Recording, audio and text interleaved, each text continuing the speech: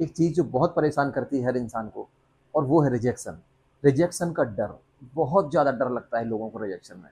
सबको लगता है क्योंकि हमारा ह्यूमन नेचर है और ह्यूमन टेंडेंसी है, और ह्यूमन टेंडेंसी में ये फील होता है कि कोई मुझे ना रिजेक्ट ना कर दे। और रिजेक्शन का ऐसा डर हमारे अंदर बैठ चुका है कि हम कोई भी काम करने से इतने ज़्यादा डरे हैं, हम वो काम शायद स्टार्ट ही नहीं करते हैं, चाहे उसमें हमारे सफल होने के चांसेस बहुत ज़्यादा हों। आज हम बात करेंगे रिजेक्शन है क्या, और रिजेक्शन से डरना नहीं है, और कैसे हम उसको ओवरकम कर सकते हैं। तो व्हाट इज़ रिजेक्शन एक्चुअली?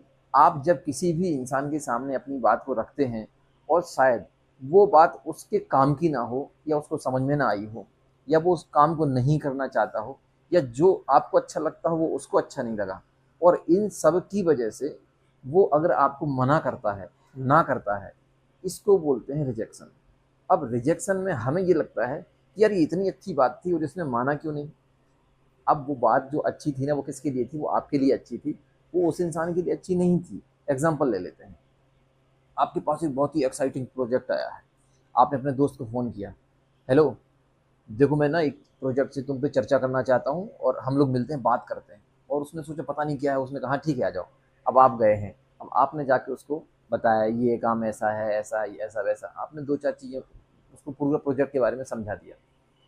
अब वो प्रोजेक्ट जो है ना, वो उसको नहीं उतना पसंद आ रहा है। अब उसने कहा कि यार दोस्त ना, यार मेरे काम का तो ये है नहीं। अब आपको ये लग गया यार कि इसने मेरी प्रपोजल रिजेक्ट कैसे कर दी, ये तो मेरा दोस्त है, या आपका कोई पड़ोसी है, या कोई आपका और ऐसा जान पहचान वाला मित्र है, या बिना पहचान वाला कोई भी व्यक्ति है जिसने आपकी बात को क्या कर दिया, मना कर दिया। अब आपको बुरा लग गया कि इसने क्यों मना किया है। सबसे अच्छी बात यह है देखने की, कि आपको ये सोचना है कि शायद ये चीज़ इसके काम की नहीं हो, इसलिए इसने इसको मना कर दिया है। और अब चूंकि उसने मना किया है, अब आप क्या करेंगे?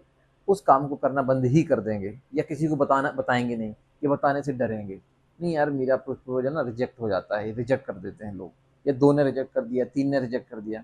रिजेक्शन का मतलब है सिंपल सा, कि आपके द्वारा जो बताई गई नॉलेज है, बात है, वो किसी के उतने काम की नहीं है जितने वो आपके काम की है, इसलिए उसने उसको मना कर दिया है। अब आपको इसको दिल पे नहीं लेना है। अब हम चलते हैं नेक्स्ट मूव पर, कि अगर कोई आपकी बात मान नहीं रहा है, तो उसके क्या कारण हो सकते हैं, और उसको हम कैसे पता चलें कि जो बात मैं बता रहा हूँ वो सही है, नहीं है, क्या है। तो सिंपली आपने जिससे बात की, एग्जांपल आपके फ्रेंड से आपने बोला है, ये किसी प्रोजेक्ट के बारे में आपने डिस्कशन किया, और उसने बोला कि नहीं यार इसमें ना मुझे मज़ा नहीं आया, या मुझे यार मतलब नहीं, अभी या फिर टाल रहा है वो ना, क्योंकि दोस्त होते हैं वो डायरेक्ट आपको बता नहीं सकते, या कोई भी होता है वो डायरेक्ट मुंह पर नहीं बोलता है कि नहीं मुझे नहीं करना।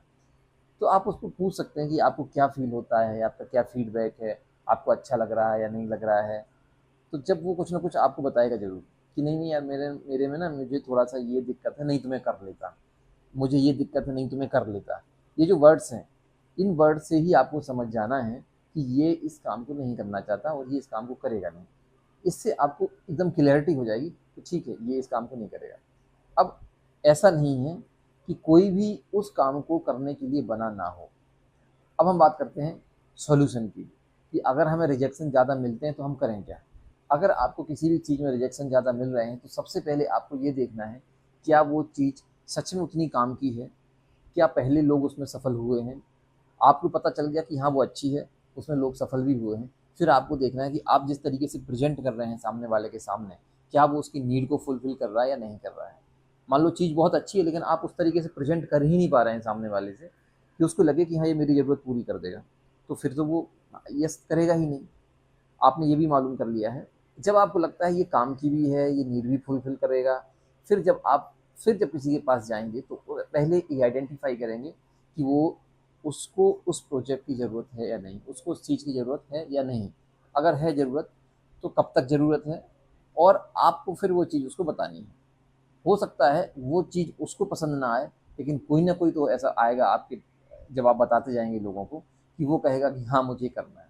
इसलिए एक से बात की, दो से बात की, तीन से बात की, अगर उन तीनों ने आपकी बात नहीं मानी, तो आपको अपने माइंड में ये नहीं लाना है कि इसने मुझे रिजेक्ट कर दिया। आपको अपने माइंड में ये लाना है कि इसको वो चीज़ समझ में नहीं आई, या उसको चीज़ काम की नहीं है।